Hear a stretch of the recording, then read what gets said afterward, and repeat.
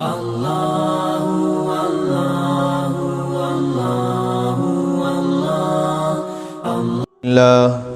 نحمده ونستعينه ونستغفره ونؤمن به ونتوكل عليه ونعوذ بالله من شرور أنفسنا ومن سيئات أعمالنا من يهده الله فلا مضل له ومن يضلل فلا هادي له وأشهد أن لا إله إلا الله وحده لا شريك له وأشهد أن سيدنا محمدا عبده ورسوله أما بعد فإن خير الحديث كتاب الله وخير الهدي هدي محمد صلى الله عليه وسلم وشر الأمور محدثاتها وكل محدثة بدعة وكل بدعة ضلالة وكل ضلالة في النار. أعوذ بالله من الشيطان الرجيم. بسم الله الرحمن الرحيم. يا أيها الذين آمنوا اتقوا الله حق تقاته ولا تموتن إلا وأنتم مسلمون. يا أيها الناس اتقوا ربكم الذي خلقكم من نفس واحدة وخلق منها زوجها وبث منهما رجالا كثيرا ونساء واتقوا الله الذي تساءلون به والأرحام إن الله كان عليكم رقيبا. يا أيها الذين آمنوا اتقوا الله وقولوا قولا سديدا يصلح لكم أعمالكم ويغفر لكم ذنوبكم ومن يطع الله ورسوله فقد فاز فوزا عظيما. وقال الله عز وجل بسم الله الرحمن الرحيم. وتعاونوا على البر والتقوى ولا تعاونوا على الإثم والعدوان واتقوا الله إن الله شديد العقاب. تمام قسم کی تعریف، حمد و ثنا، بڑائی، کبریائی، بزرگی، برتری اس اللہ وحدہ لا شریک کے لیے لائق و زیبا ہے، جو اکیلا پوری کائنات کا خالق و مالک اور ہم سب کا رب ہے. اور پھر بے شمار درود و سلام ہو ہم سب کے آخر نبی جناب محمد مصطفیٰ صلی اللہ علیہ وآلہ وسلم پر. محترم حاضرین جمعہ، بزرگوں، نوجوانوں، پیارے بچوں، پردہ نشین ہماری مائیں اور بہنیں، حقوق العباد سے متعلق کچھ چیزیں گزشتہ ہفتے یا اس سے پہلے ہفتے میں آئی تھیں. کچھ چیزیں آج بھی انشاءاللہ اسی خطبے میں آئیں گی. اللہ تعالی ہمیں اور آپ کو حق بات کہنے، سننے اور اس پر عمل کی توفیق عطا فرمائے، آمین.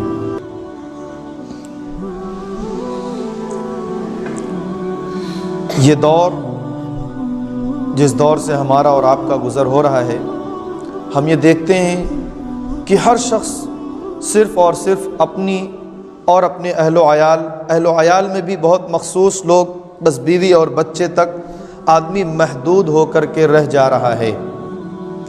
یا تو اس کے اوپر مادہ پرستی کا بہت زیادہ غلبہ ہے، صرف اور صرف دنیا ہے، دنیا ہے. کل اللہ رب العالمین کے ہاں حساب و کتاب کی فکر یا اپنے قوم اور اپنے ملت کی اور اپنی قوم کے اندر نئی نسلوں کی فکر نہیں ہے، اس لیے. یا یہ ہے کہ دینی تعلیم سے بہت دوری ہے. دین کی تعلیم، اللہ اور اس کے رسول نے کیا کچھ بتایا ہے ایک بہتر معاشرے کے لیے، ایک انسانی معاشرے کے لیے کیا بتایا ہے، ان چیزوں سے بہت دور ہے آدمی، جس کی وجہ سے انسان صرف اپنی ذات تک محدود ہو کر کے رہ جا رہا ہے. انسان کو بنیادی طور پر اپنے مزاج کے اندر خیر خواہی کی صفت رکھنی چاہیے.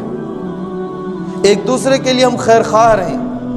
ہم کوئی کام کرنے جا رہے ہیں تو ہم یہ دیکھیں کہیں اس کام سے صرف ایسا تو نہیں کہ ہماری ذات کا فائدہ ہو رہا ہے اور بقیہ لوگوں کا نقصان ہو رہا ہو. یا یہ کہ جو کچھ بھی ہم کر رہے ہیں تو کیا اس میں ہم نے اوروں کو بھی شریک رکھا ہے؟ اپنے اعزاء اور اقارب، اپنے پڑوسیوں رشتہ داروں کا خیال کیا ہے؟ یا صرف ہم اپنے لیے کیے جا رہے ہیں، یا صرف ہم اپنی ذات تک محدود رہ کر کیے جا رہے ہیں؟ یہ چیزیں ہر شخص کے سامنے ہونی چاہیے۔ اگر انسان خیرخواہی کی صفت اپنے اندر رکھ لے اور جیسا کہ اللہ اور اس کے رسول نے تعلیم دیا ہے اگر اسی طریقے تعلیم کو سامنے رکھ کر کے عمل پیرا ہو جائے، تو یاد رکھیے انسانوں کا وہ معاشرہ وجود میں آئے گا کہ جس کے لیے قرآن نے یا حدیث نے یہ کانسیپٹ دیا کہ اشرف المخلوقات ہے، سب سے بہتر ترین مخلوق جو انسانوں کو کہا گیا ہے وہ ان بنیاد پر کہا گیا ہے کہ انسان ایک دوسرے کے لیے خیرخواہ بن کر کے رہے۔ قرآن میں اللہ رب العالمین نے فرمایا وَتَعَاوَنُوا عَلَى الْبِرِّ وَالتَّقْوَى وَلَا تَعَاوَنُوا عَلَى الْإِثْمِ وَالْعُدْوَانِ، ایک دوسرے کی مدد کرتے رہو نیکی اور تقوی کے کام میں، ہر اچھے کام میں ایک دوسرے کی مدد کرو، ایک دوسرے کا تعاون کرو۔ اور یاد رکھیے کہ کوئی بھی بڑا کام، اچھا کام انسان کے اکیلے بس میں نہیں ہوتا۔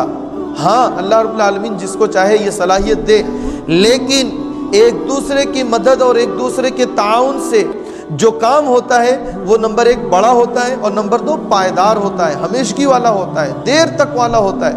تو اللہ نے فرمایا کہ ایک دوسرے کی مدد کیا کرو نیکی اور تقوی کے کاموں میں۔ وَلَا تَعَاوَنُوا عَلَى الْإِثْمِ وَالْعُدْوَانِ، ہاں برائی کے کاموں میں نہیں، دشمنی کے کاموں میں نہیں، دشمن کے شیطانی کاموں میں نہیں، ان چیزوں میں ایک دوسرے کی مدد نہ کرو۔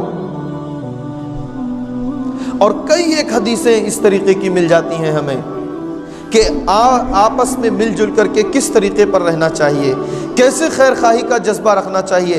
اللہ کے نبی صلی اللہ علیہ وسلم نے فرمایا، بخاری مسلم شریف کی روایت ہے، لا تحاسدوا ولا تناجشوا ولا تباغضوا ولا تدابروا، آپس میں ایک دوسرے سے حسد نہ کرو، ایک دوسرے کو پیچھے کرنے کی کوشش نہ کرو، ایک دوسرے سے بغض و عناد نہ رکھو، ایک دوسرے سے پیٹھ نہ پھیرو۔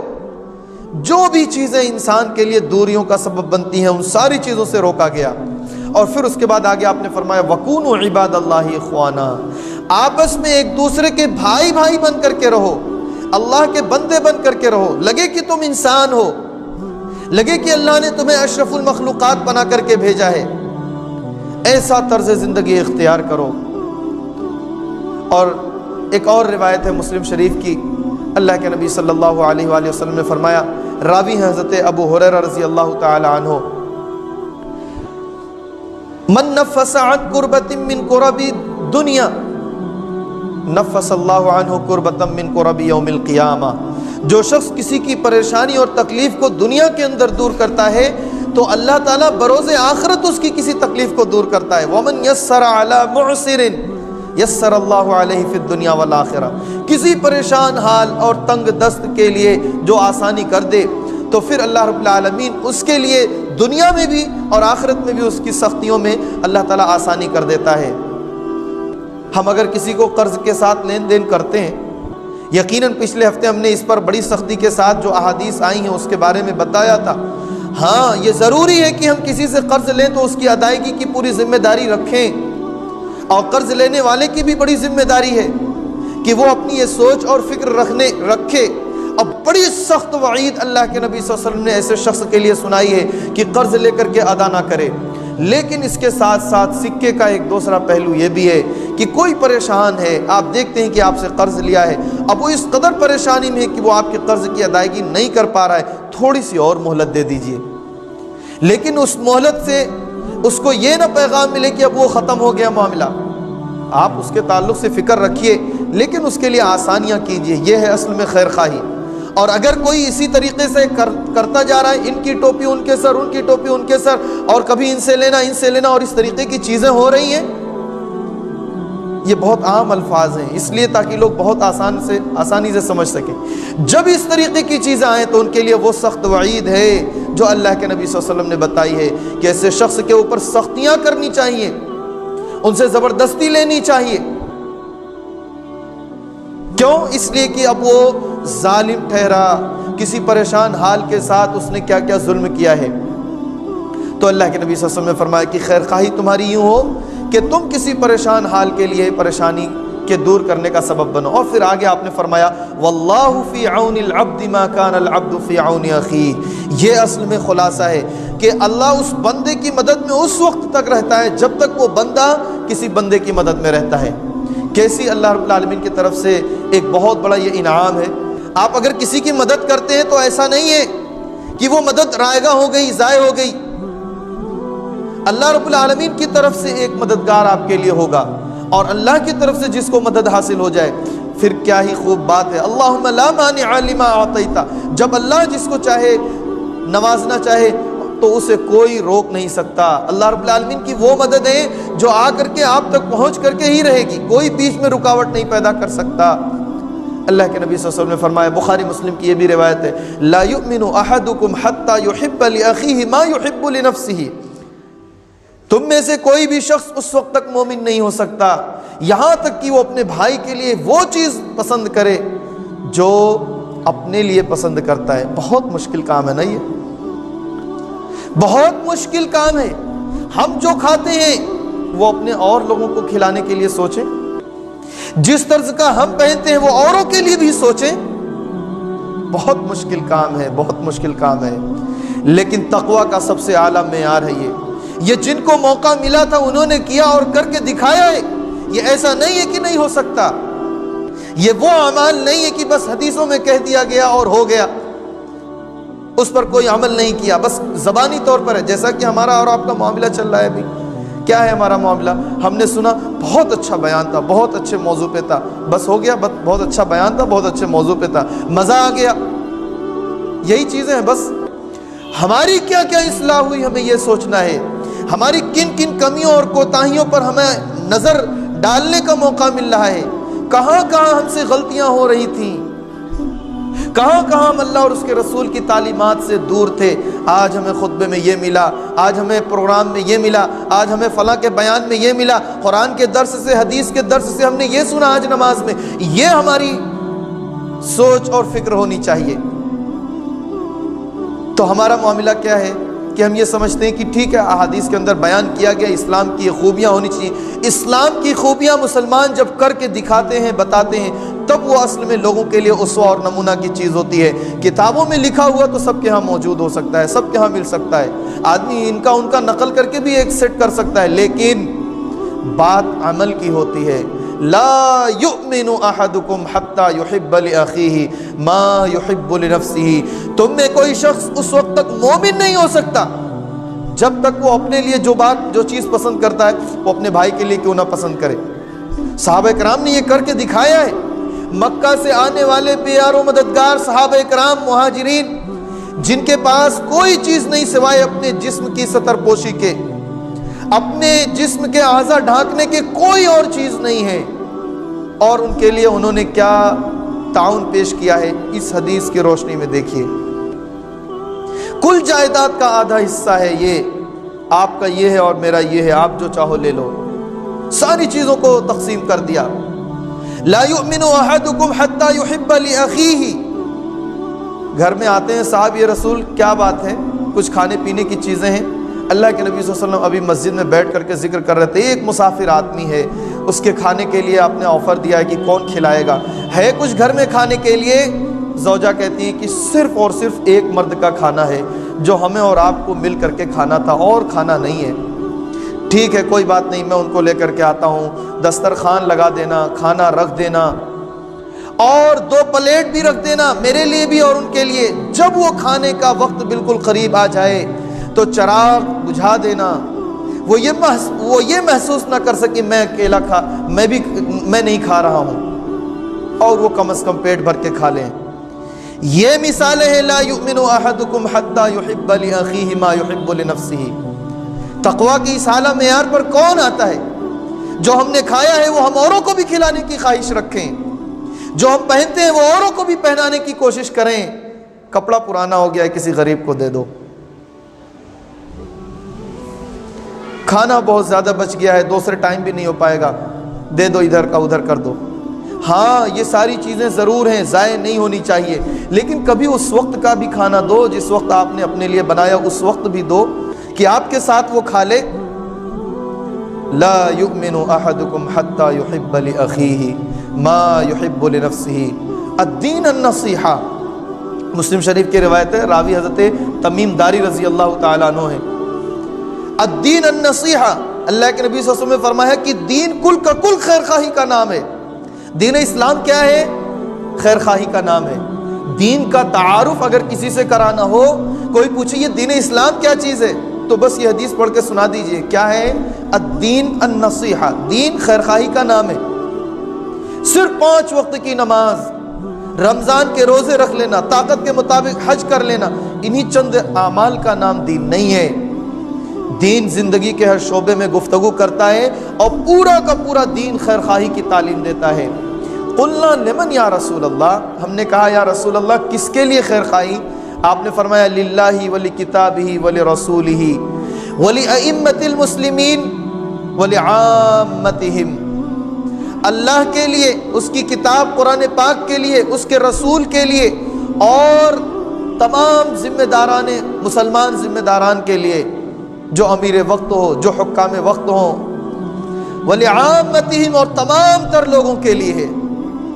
کوئی غریب آدمی ہے، مسکین آدمی ہے، پریشان ہے، بھوکا ہے، کھانا کھلا دو۔ کسی کے ٹھنڈی کا موسم آ رہا ہے، کوئی ٹھنڈی کے کپڑے اور ٹھنڈی کے دیگر سامانوں سے اس کو محتاجگی ہے، نہیں اس کے پاس، اس کے لیے مہیا کر دو۔ ہر ایک کے لیے ہے۔ قرآن کے لیے کیا حقوق ہیں؟